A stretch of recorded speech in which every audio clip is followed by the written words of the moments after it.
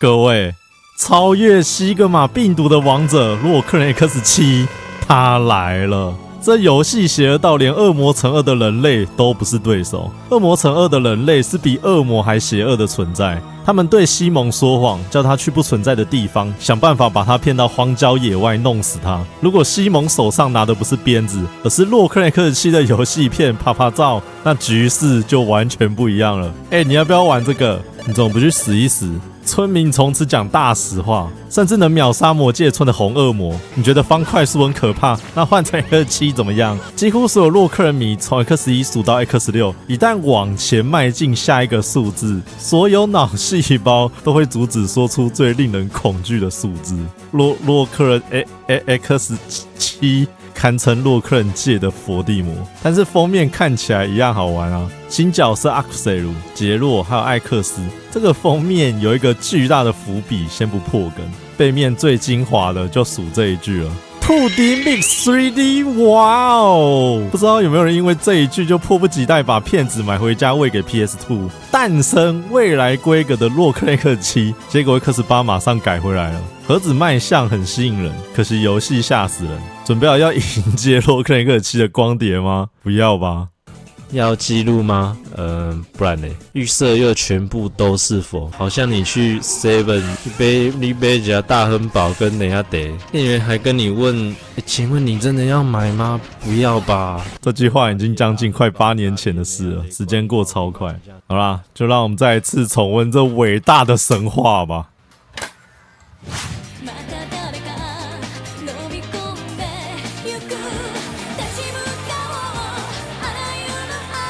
音樂神爆，還有剪得恰到好處的遊戲畫面，再穿插神風動畫，我破了10幾遍X7。我現在努力遺忘掉玩過的回憶，純粹享受視覺帶來的刺激。哇，這個片頭看起來真的很好玩耶，能騙到不少人。神風動畫在2003年這時候正要開始活躍。X7是他們第2次操刀的遊戲動畫，第3次是指令任務，第5次是 X8， 第1次獻給了龍戰士5代。後來的 JoJo 第1季到第3季的 OP 動畫都是他們做的，有着豐功偉業的歷史，非常厲害，絕對是來幫X7加分的動畫工作室。然後標題跟選單慢慢的浮現在畫面上，這就是 X7最神奇的地方，所有東西都慢得很有個性。標題選單就是要比每一代慢到2倍以上，慢到不可思議。難度只有普通跟困難，困難只是單純改數值而已，沒有多什麼新招，所以這次一樣玩普通。開頭動畫講述暗中活躍的新組織紅色警戒正在執行某一場暗殺行動，目標是正在看着綠到發光的股市，嘴巴叼着一根雪茄的機器人。機器人也是需要補充尼古丁的。還在想到底要 all in 台積電還是買 ETF， 外面已經有2個人準備要割韭菜，分別是本作新角色阿庫塞魯以及紅色警戒首領雷德。突然發生爆炸，擅長物理談判的機器人跑去處理，另一位負責把錢顧好。2人匯合之後，剛剛的共事仔已經變成背骨仔，從手中變出一把小手槍，一槍斃掉煙癮很重的機器人。這就是阿庫塞魯最擅長的能力——複製 DNA。從出生以來，他就沒有記憶，也不知道自己的身世，一切都是謎團的思考型機器人。過了一段時間，文字才說明現在X7是什麼情況。之前因為 X5殖民地事件而荒廢的地面，在思考型機器人的努力下逐漸復興，非正規品的犯案規模也日漸增大。一直活躍的艾克斯這時對武力解決產生了很大的疑問，決定退出前線，尋求其他和平的解決之道。艾克斯突拋震撼彈，宣布隱退。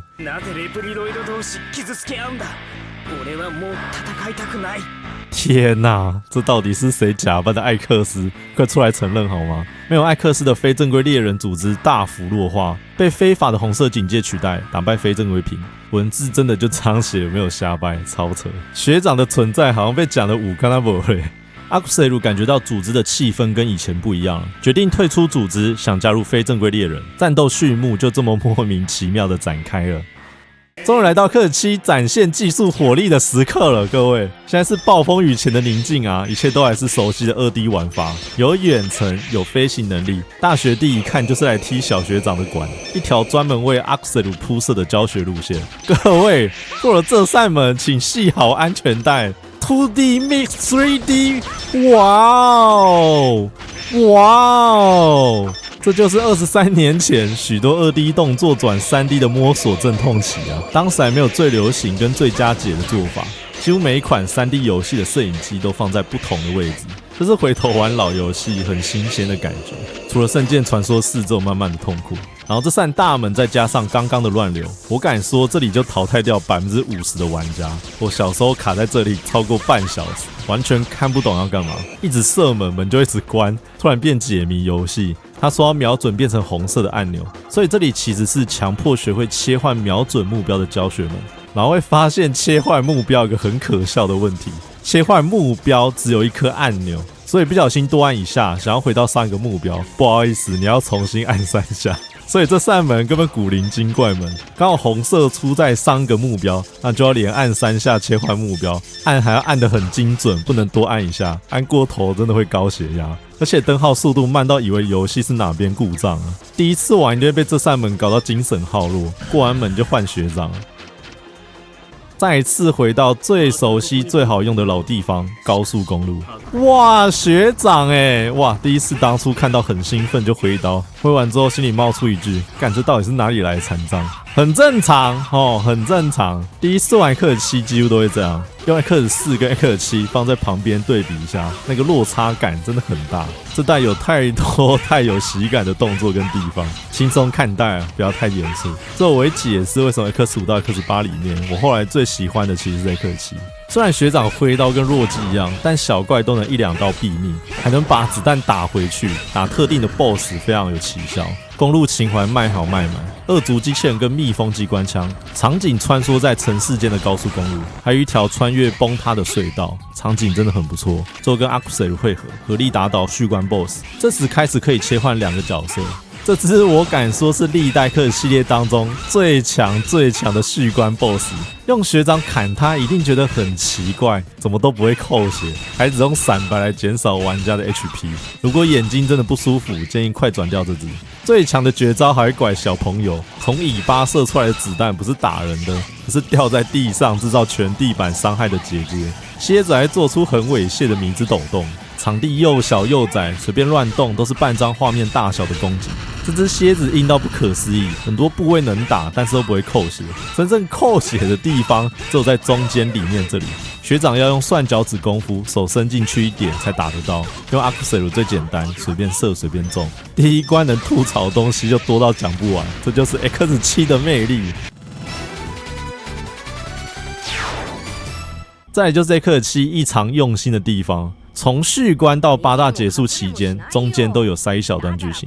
Accusel 被上手銬帶去質問，了解他是紅色警戒的前成員。退出原因是紅色警戒漸漸變成殺手集團，以前只打非正規品，現在是看到都打，所以他想退出了。西格納斯覺得這是鏟除紅色警戒的大好機會，結果艾克斯好像卡到陰，說這樣用暴力解決不就是他們想要的嗎？又要重複沒有意義的戰鬥了，這些口氣真的很兇，不知道在兇三小。雷德馬上打來總部，已經知道 Accusel 躲在這裡，於是挑釁來場兩邊對決，贏得可以帶走 Accusel。艾克斯馬上極力撇清 ，Accusel 跟他們一點關係都沒有，才不會為了他跟你們打架嘞。雷德懶得理那位愛欺負學弟的小學長，就這樣決定了。Accusel 是傑洛跟艾克斯的大粉絲，所以他向小學長要求，如果要打敗紅色警戒的8大，就要承認他是非正規獵人的一員。小學長很勉強的答應。總之，這代打8大的原因都是因為 Accusel， 剩下劇情等打完8大再講。所以到了 X7 的8大選單，這是繼 X4 之後我第2個喜歡的8大選單，很像裝填子彈的感覺。有人說它很像以前阿嬷家的電話，雖然選起來不方便，但是創意性十足，而且音樂加非常多分，比 X5、X6 好太多了。然後8大轉盤時間，這次一樣就128全人質，但是人質給的加強晶片實在是太強了，所以這一輪正常玩，不做任何限制，還可以。中間，不過開始之前一定要給你們看這個，選擇第1支8大，系統說請決定出動人員，只能2人一組，然後畫面上只能選傑洛跟 Accusel， 系統跟你說可以選2個人，但是只有2個人可以選，這不叫幽默，什麼才叫幽默？然後洛克雷克7還玩不到洛克雷克4，所以封面他才會躲在後面，一個人還出擊不了。X7就是這種處處充滿幽默的遊戲。8大登場畫面還可以，說不上特別好。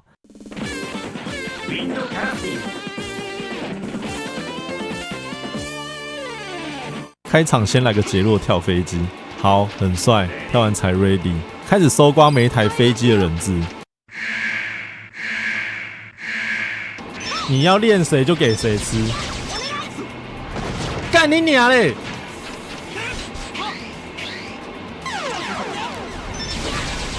然後你看遠方那個人質已經冒出來了，為什麼？我剛剛看遼安斯他就死了，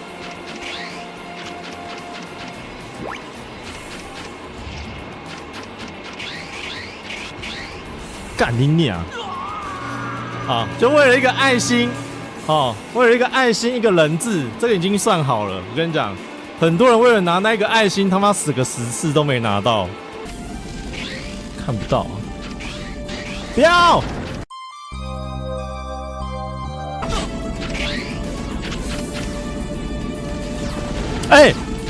不好在不在？這個超白痴！金剛，你看到人一定把斧頭舉起來，後面那個水阿郎就會被掃到掛掉，只能換血過去救。克爾七真的是救人很痛苦，看得人很開心的遊戲，還跟你故意弄一個絕命終結戰，真的很靠北。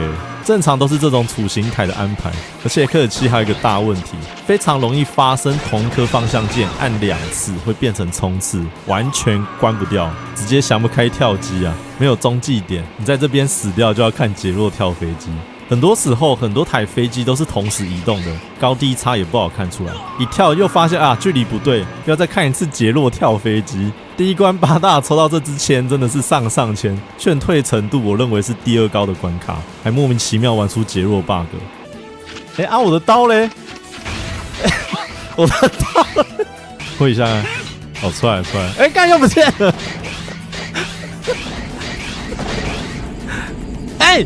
屁啦！什麼東西？他有心理變態，離職員工把人質擺在這裡，從旁邊過來救他，應該才是正解。每次我都習慣衝上去救，想說緣分到了就會救到。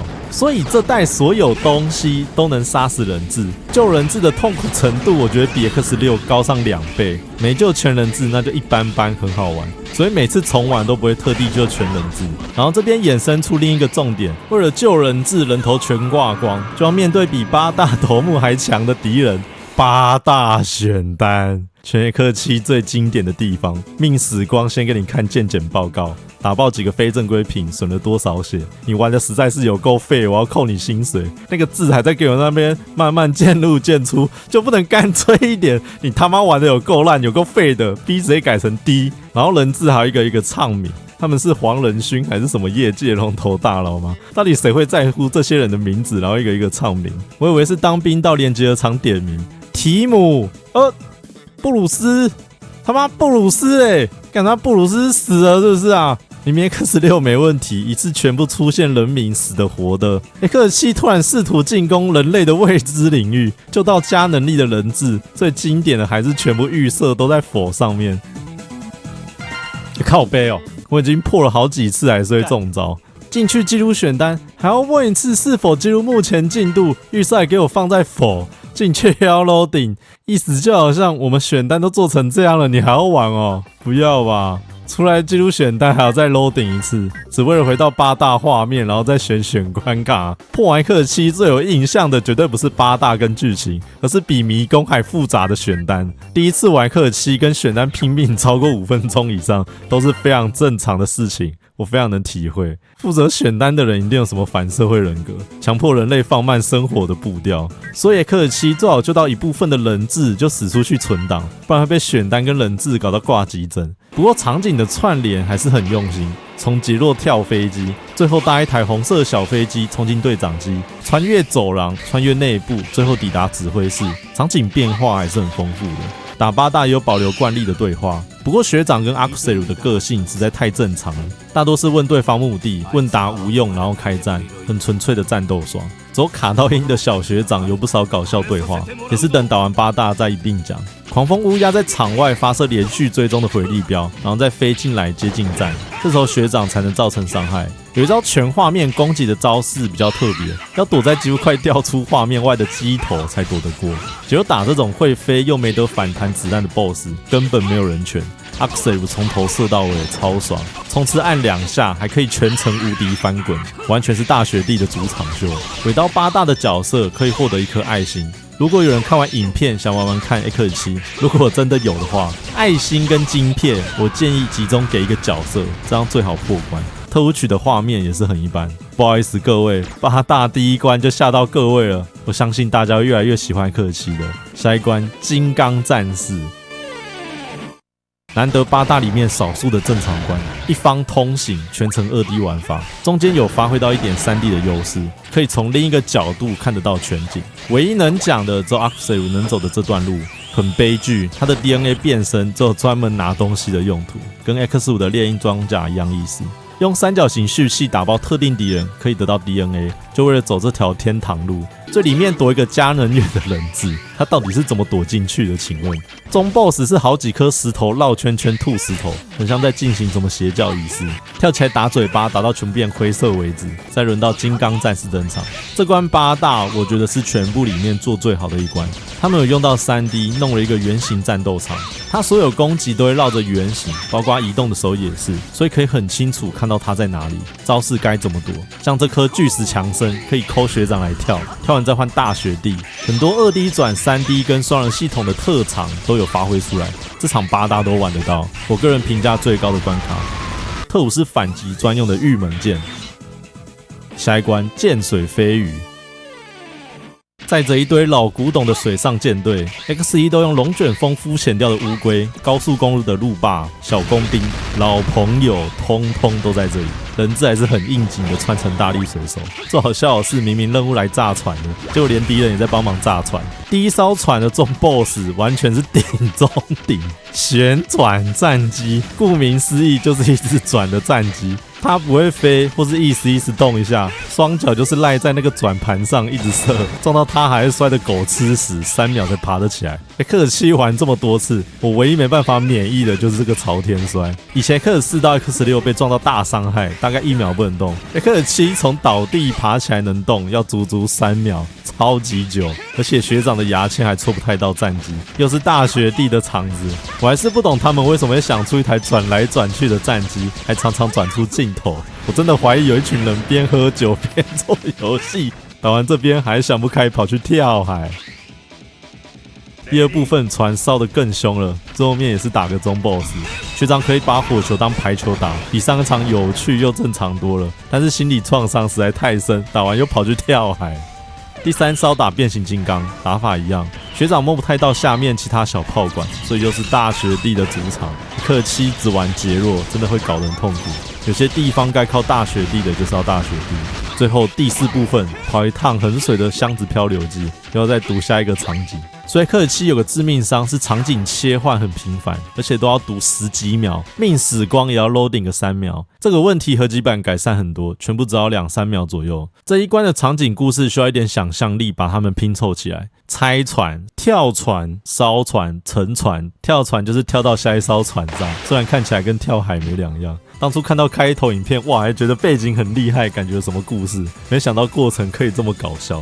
劍水飛魚是所有8大打起來最有對打感的，所有招式都可以靠抓準時機衝跳躲過，水槍攻擊、追蹤刺擊，全部都可以跳開。我很喜歡跟這只打，很刺激，強度排在老3左右。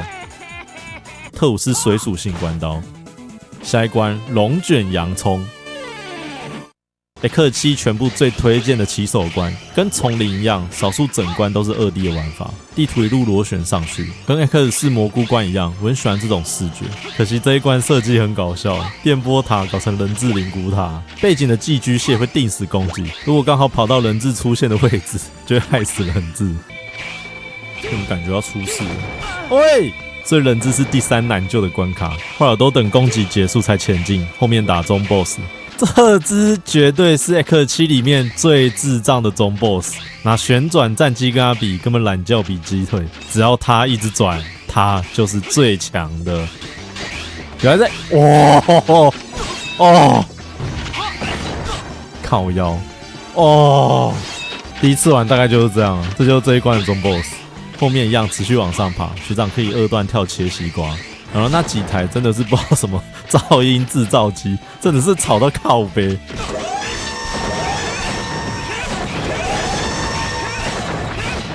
龍捲洋蔥蠻有特色的，要先攻擊剝開外面的皮才打得到裡面。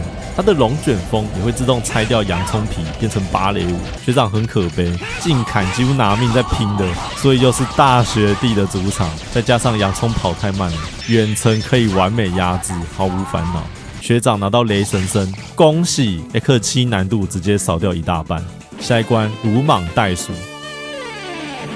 這是我國小童年出完X7最寶貴的第一關，哇，機器人呢！看到的時候超興奮的，坐上去差點哭出來，爛到差點寫在聯絡簿上。機器人超級笨重，完全是行動肉靶，還要躲電流擊擊棒，旁邊還有一堆把你當王八蛋在那邊啃拔啦。最可笑的是，機器人大到不能瞄準腳下的機器人，只能用衝的撞爆它。原來是在玩麥提9號。這台跟 X4神擋殺神、佛擋殺佛的裝甲差太多了。另一台紅色的就很不錯，走路快，操控敏捷，制造爆炸的方式有點魔幻。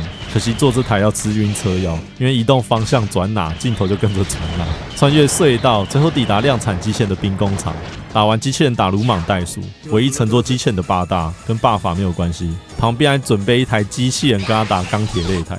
不過剛拿到雷神森實在是太想生了，一不小心把他生爆了，看他超暴力的傷害。機器人就是要留到現在來一場公平的勝負啊！結果袋鼠小知道摸不太到，被碰到右拳以外的地方都算我輸。跟X4比起來真的超爛，袋鼠會快打旋風的升龍裂破，還有欠咪空插，偶爾噴袋鼠炮，但是速度慢到根本摸不到人，就一個波在那邊。不過袋鼠也是很有對打感的 BOSS， 攻擊破綻大多都在出完招的印子，蠻好玩的。他跳來跳去不太好瞄準。這是堪稱 X7 最強特務袋鼠炮，我從來沒用過，據說是 RTA 首選，請期待歡樂特務時間大顯神威。下一關火焰土狼，全 X7 最好玩的關卡，沒玩等於 X7 沒有玩過。我靠！看！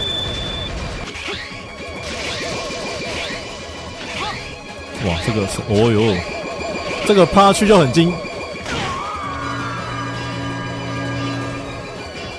彩。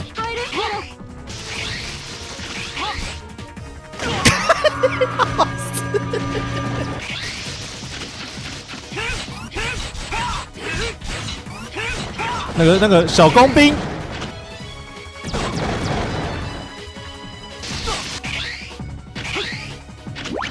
幹他媽！這個小工兵真的有夠夭壽的。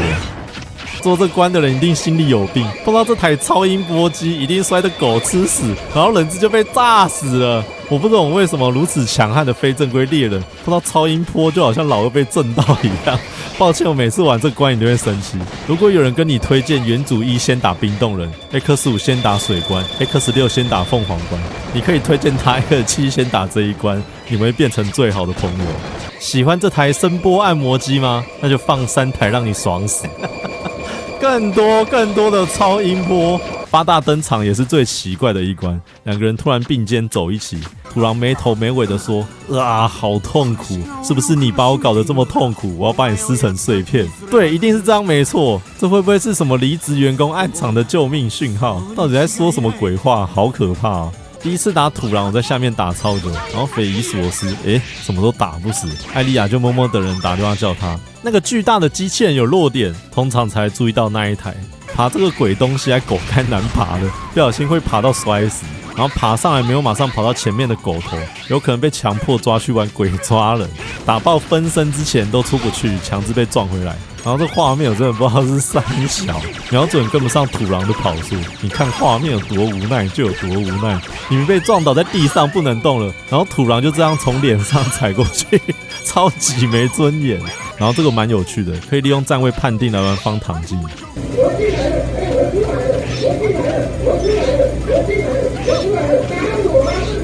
站在狗頭，土狼完全失去威脅性。如果被關廁所，那土狼絕對是八大裡面最難打的。玩X7一定要玩過這關，沒玩到都不算玩過X7。特務是本代的落鳳破擔當。下一關，標玉豪豬。糟了，環狀路上被安裝限時炸彈，趕快拆除它們，然後公發一台超難開的車去撿炸彈。怎麼開都很像警察在酒駕，而且明明是高速公路，就有一堆王八蛋站在馬路上一直跟你啃芭樂，連小工兵也能在路上對你撒野。現在是沒有王法了嗎？我不懂為什麼非正規獵人很堅持要騎這台車，他就不能走下來撿炸彈嗎？做過炸彈，我還不能把車停在旁邊，等跑下來撿炸彈再回車上？一定要開完一整圈，重撿那顆錯過的炸彈，這一點道理都沒有。明明旭官在高速公路趴趴照，這裡就很堅持要騎這台破車，到底有什麼毛病？要撿炸彈真的只能開這麼慢，但是開這麼慢，乾脆下來撿炸彈還比較快。真的開車開心酸的。我第一次玩這關也是油門踩到底，然後一直靠背那些炸彈怎麼都那麼難撿。後來玩很多次才知道要慢慢開，而且還有一些駕駛技巧。我們請 TG 玩遊戲來為我們解說一下更深入的駕駛技巧。我馬上打一個急轉彎，左方向盤往左打到底之後，馬上右方向盤往右打到底。哦，這個就是這樣子開的，像這個。往右打到底之後呢，馬上往左用尾巴吃到炸彈，再往左打到底，再往右打到底，啊，這是有學問的啊！我到現在還是很好奇，設計這關的人到底會怎麼開車？開很慢看起來很智障，開很快又撿不到炸彈，整個矛盾跟喜感十足的搞笑關卡。標玉豪豬的攻擊非常單調，丟出3顆很像克什尔巨石的追蹤炸彈，有時候還會發作善良之心，沒碰到人就莫名其妙爆炸了，沒有想要傷害人的意思。還有跳繩跟送貨，擂台外面還有小弟幫忙衝桿，配合他的攻擊模式，一直保持在中間打就沒問題，一直見招拆招蠻有趣的。唯一缺點是場景很吃資源 ，PS2 會很累格，合集版有修正這點。特務根本 X2 搬過來的。下一關狙擊食蟻獸。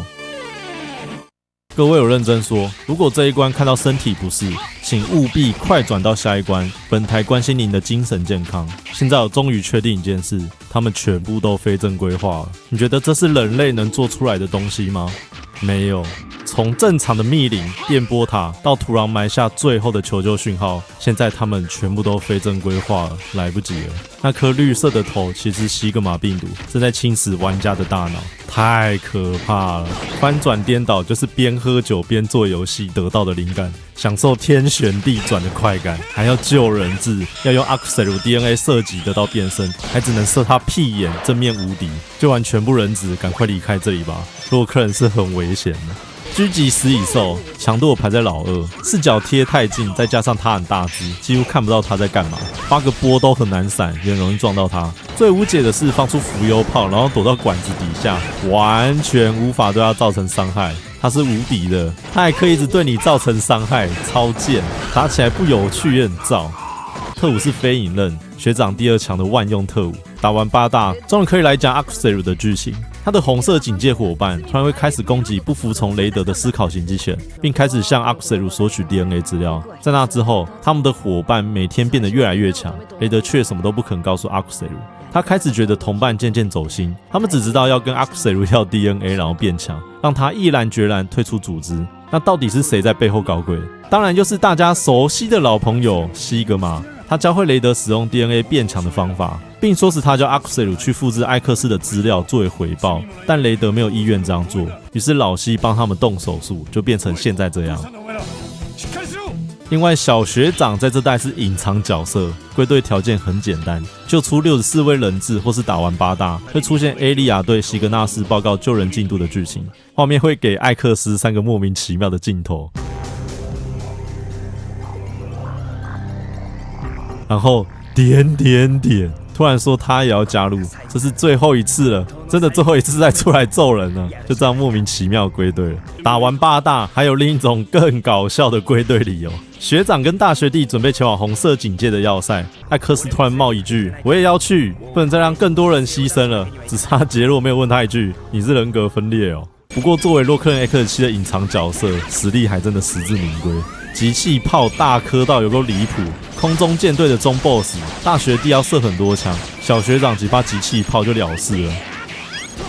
然後收集各地膠囊，還有比 VR 還要更寫實的環繞立體音效。我現在故意不調整影片的聲音大小，讓你們聽聽看那個音效差距有多大聲。萊德博士引爆到連專屬音樂都沒有。也沒有值得一提的特殊台詞，超級可憐。不過這代裝甲從程式改回實體，回到以前可以邊拿邊穿的狀態，算是難能可貴的優點。這代裝甲造型跟功能都不錯，身體加強防禦跟易遭爆破，腳部滑翔，頭部可以自動吸收更遠的能源跟補血，手部另外再多4顆額外追蹤的小子彈，還有特務機器。整體來說算是中規中矩的裝甲。然後8大對話有少幾句經典發言，全部都發生在卡到陰的小學長身上。劍水飛魚問艾克斯不是隱退了嗎？小學長卻回他，都是你們的關係，逼我又要出來跟你們打架，還有叫暴走族立刻解散。還想要一個沒有鬥爭的世界，實現理想中的烏托邦。這代艾克斯講話就很奇怪，以前艾克斯遇到邪惡都會毫不猶豫的解決掉，X7好像突然腦回路故障，多愁善感到難以下手的程度，完全沒有前情鋪陳，這個個性轉變真的太突兀了。再來講講這代3位角色的特殊能力。X7的人質加強能力絕對是歷代最強的，有3倍無敵時間跟傷害減半，點出這2樣能力已經可以破關了，而且破關還可以繼承。這大概是我以前能破 X7很多人的原因。一開始玩得很痛苦，後面越玩越習慣，根本死不了。傑若的特殊強化根本來搞笑了，原本砍4下，強化完砍7下，最后一下變智障衝砍，這動作超蠢，不知道到底在幹嘛了。艾克斯击息變快跟射程變遠，本代最強基礎性能角色當之無愧。Akseru 的也不錯，加快子彈速度跟制空距離變遠變快。另外補充前面忘了講他的拿手絕活，他可以邊滾邊射子彈，這招超無敵超好用，所以會表演屁眼噴子彈射爆敵人。DNA 複製是最可惜的，只能複製6種敵人的 DNA， 其中3種為了拿東西用的，唯一比較實用的只有丟拔蠟的。它可以免疫酸液地形跟炸彈傷害，其他有一些是能力提升的。它會以敌人的圖案環繞在 Akseru 身上，表示加強能力。譬如蜜蜂跟機車可以加快移動速度，小工兵制造抵擋傷害的防護罩。但是能力加強實在強到可以掩蓋這些光環，所以開始派得上用場。總之 X7 打最後一關的事前準備超簡單，幾乎只需要救到大部分的人質，而且能順路找到所有愛心跟衣冠，所以這一部分就不特地慢慢說了。開始進攻紅色警戒大本營緋紅要塞，第一關跟着壓路機一起路跑。這台壓路機很神，明明路上有個大洞，它卻能若無其事的開過去。全程躲在最右邊，可以看它從頭轉到尾，就這樣一直轉，偶爾會被轉到，但是根本沒差，因為打王前還送一個 HP 補滿的甜點，超大方的。搞不好這關是真的這樣玩，然後繼續看它轉，X7超多很有喜感的畫面，很像是突然開發到沒有靈感，被主管念了又心情不好，於是今天決定邊喝酒邊做遊戲，就出現這麼瘋狂的畫面。這種派對怎麼可以缺少洛克人最知名的電音西格瑪大舞廳？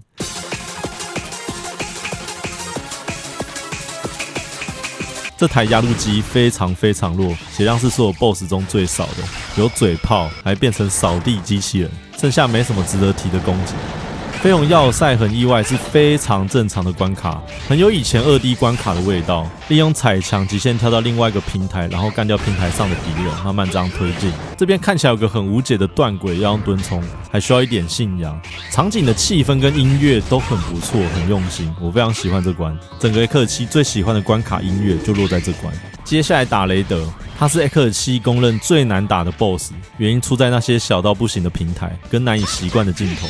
2003年的 3D 遊戲還不太普及鏡頭鎖定這件事，而且鎖在雷德身上，應該也看不到其他平台在哪裡，所以單純不是鏡頭設計有問題，而是設計的起點跟其他 3D 遊戲的思維就不一樣了。雷德攻擊方式非常單調，而且效果卓越，不斷使出瞬間移動加遠距離攻擊。這個遠距離攻擊是可以跳開的，瞬間移動被吃豆腐只能自認倒霉，被吃到死掉只能說運氣非常不好。然後善用轉攝影機找出它在哪裡。整條血用雷神身硬換的話，大概需要1個衣冠。如果打遠程的話，操作上失誤的機會會多非常多。所以這也是第一次玩X7，我會推薦能力大部分都投資在傑洛身上的原因。我真的希望有人看完X7影片有想玩玩看的話，拜託舉個手讓我知道，我會很欣慰。打敗雷德的過場畫面跟音樂都很棒，非常有離別的氣氛。這裡被設計成雷德一旦被打倒，就會同歸於盡的地方。Akseru 來不及救他，只能放生。幸好雷德最後也發覺到自己的錯誤，對 Akseru 說：“如果不幸哪天你也死亡了，我也會隨時等你回來。”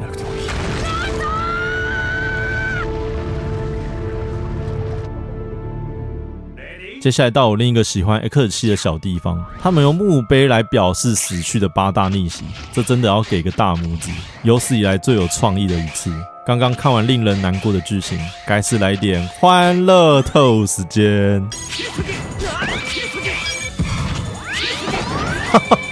我要中風了，要等他在這邊才用，太智障了吧？沒辦法，這什麼廢物特務？完了，已經一個特務不歡樂了。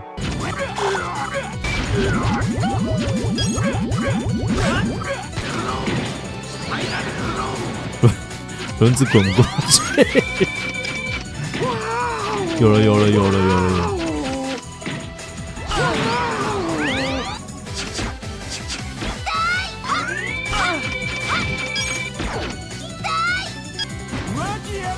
真的，這傷害怎麼那麼可悲啊？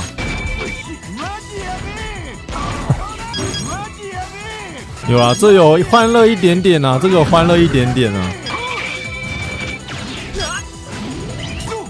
哦，超痛！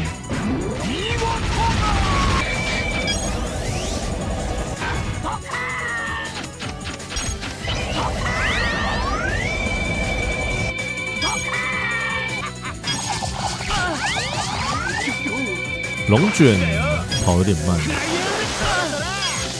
什麼？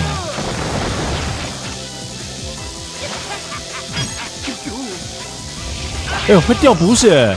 這代特務太多令人匪夷所思的傷害，包括連傑洛跟阿克塞魯的特務也有一樣問題，特務傷害有着極大的落差，所以才有歡樂雷神生時間、歡樂袋鼠炮時間，這兩個絕對是 X7最爽的特務。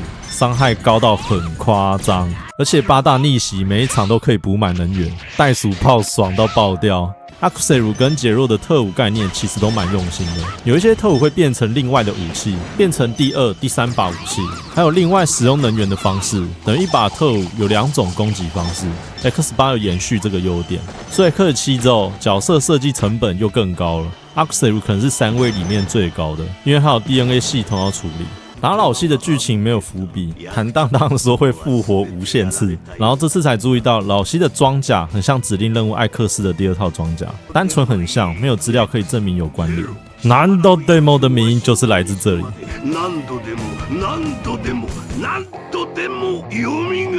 老西打起來很舒服，很直覺，槍聲沒有判定，可惜常常會做一點卡到音的蠢事，一直原地開3槍跟逛街，大部分攻擊都能看出很明顯要去哪裡躲的空間，還有善用到轉成3D 的優勢，以及大炮攻擊背後都是破綻。老西第2階段變成無敵鐵金剛，比地球還大只，有史以來最大只的一次，而且還會一拳超人。哦，喂！他有一個非常有名的打法，玩過X7的人幾乎都會知道。這裡有個無敵小空間，老西有一半的攻擊都會被這裡的地形吃掉，難度一瞬間降低非常多，不用也可以，就頂多被打下去。學長用飛影刃很有效，可以追超過整顆地球。艾克斯的水槍攻擊效果卓越，那個血直接用噴的，超扯。最後看用誰打爆桌一下，有個別的專屬結局。大學弟拿着雙槍對着老西狂射，被一拳轟飛。突然出現雷德幫忙老西，2下打跑2位掛網的學長，準備被老西吸收幫他強化。結果突然憑空變出一把槍，朝着老西最自豪的下巴開槍，結果是大學弟假扮的。這一槍威力大到老西被轟到外面去，之後大家一起開心回家。3人結局有點像後日談，艾克斯依舊執勤，但態度還是很囂張啊。工作幾乎都是阿克塞魯完成的，然後他也不肯承認阿克塞魯是非正規獵人，完全不能接受以暴制暴的做法。長官就念他空有理想，什麼都開始不了。你不愛打架，就自然有人替你去打。乾脆你把他訓練成跟你一樣強的非正規獵人好了。艾克斯自認沒那個能力，乖乖閉嘴。換到阿克塞魯結局，艾克斯還在一樣念大學弟，說獵人的工作不是打倒敵人就好。你現在不懂這點，我就不認同你。以暴制暴只會增加更多仇恨，一直盧小念個沒完。出現新的任務通知，大學弟又是衝第一個，他要小學長有一天要承認他是非正規獵人，小學長懶得理他嘞，繼續滑手機。這種劇情我好像在現實哪邊也親身經歷過，這代艾克斯的個性真的超級顧人怨。傑洛還在玩不膩的老梗，又夢到學弟有一天要消滅他，被噩夢驚醒，繼續執勤，就這樣而已。洛克人克7劇情完全以阿克塞魯為中心，艾克斯被降智降到中邪一樣。最後想聊一下，為什麼 X5 到 X8 裡面，後來最喜歡 X7。一開始我也超級討厭 X7，理由跟大家一樣，很爛很難玩。後來念大學，剛好看到非官方的版本，好像是韓國人自行移植的。大學宿舍大家應該也住過，就是空間超小，隔壁桌都是同學，沒有網絡就跟坐牢一樣。其實也不太方便帶什麼家用主機，純粹念書之餘的消遣娛樂。當時破了好幾輪，真正喜歡的時候是合集2，讀取變快很多。PS5 跟 Switch 加起來應該有破超過10次以上。再加上這部影片是用 PS2 版本拍的，又破了3次。我會覺得其實製作團隊還蠻認真在做這一款 X7。我不是為了告解贖罪，在昧着良心講話。開發時間只有1年多，場景跟音樂絕對是有用心的，這個聽得出來也看得出來。登場的 3D 模型敵人種類也很多。上個月我還在推特看到 X7 的早期版本，關卡概念原本是有試過惡靈古堡那種視角，走樓梯進去建築的2樓，但視角的鏡頭切換會很密集。後來這個核心概念可能不適用，就換個方式，於是變成現在這副慘樣。所以 X7 每一關總會有很奇怪的小地方，讓人賭爛到很有印象，或是畫面蠢到好笑，幾乎忘不掉，就像一道精神污染刻在腦子裡，但是很有趣。確實 X7 是排斥力非常非常強的一代，玩不到艾克斯，又逼人去玩阿克塞魯跟傑洛，然後又因為這個逼人的原因，我覺得應該沒有太多人喜歡阿克塞魯，傑洛還要有雷神身材強。再來是關卡的視角跟速度感跟以前的洛克人差很多，幾乎要當成全新的遊戲去理解它。所以習慣這一代的玩法之後，我覺得是 X5 到8裡面玩起來最輕鬆的。我最討厭 X5 應該是跟 X4 和童年有很大的關係，然後收集膠囊路線很複雜，每次重玩我都只穿第4裝甲，一堆東西我都懶得再拿一遍。X6 8大打起來是最無聊的，能玩的只剩下關卡，但這關卡也沒什麼玩起來會很開心的地方，所以我也沒有很喜歡 X6， 喜歡程度勉強僅次於 X7。X8 我也沒有很喜歡，對我來說有太多不正常的關卡，有2關飛車，1關被機器人追着跑的，還有1關小朋友下樓梯，後面又一堆很北七的刺，還有1關王門前要躲刺的。X8 只有2-3關，我覺得是玩得到以前味道的，大概是熊貓關跟考試關吧。所以X7玩起來是最無腦、最沒負擔的。現在是這樣，搞不好過幾年我又變成比較喜歡X5，人總是會變的，對吧？總之推薦大家玩玩看 X7。對，講這麼多，這句才是重點。另外感謝曹西利這位熱心的網友，他提供3個用 3D 列印機做的衣冠，給大家補充被 X7摧殘的精神能源。還有一個我自己用過的初期式作品，也是他做的，上面有用色紙剪出一個1，可以拿來裝東西，我都裝統一發票。掃描畫面中的 QR code 將會在上片過1個禮拜之後，我在某一次的實況中進行抽獎。再次感謝大家的觀看，我是 TG 講遊戲，希望你們喜歡這一部洛克人影片。接下來是 X8 跟指令任務，洛克人系列影片就要暫時告一段落了。希望以後講其他遊戲也能符合你們點進來的期望跟好奇心。下一部影片再見，感謝收看，晚安。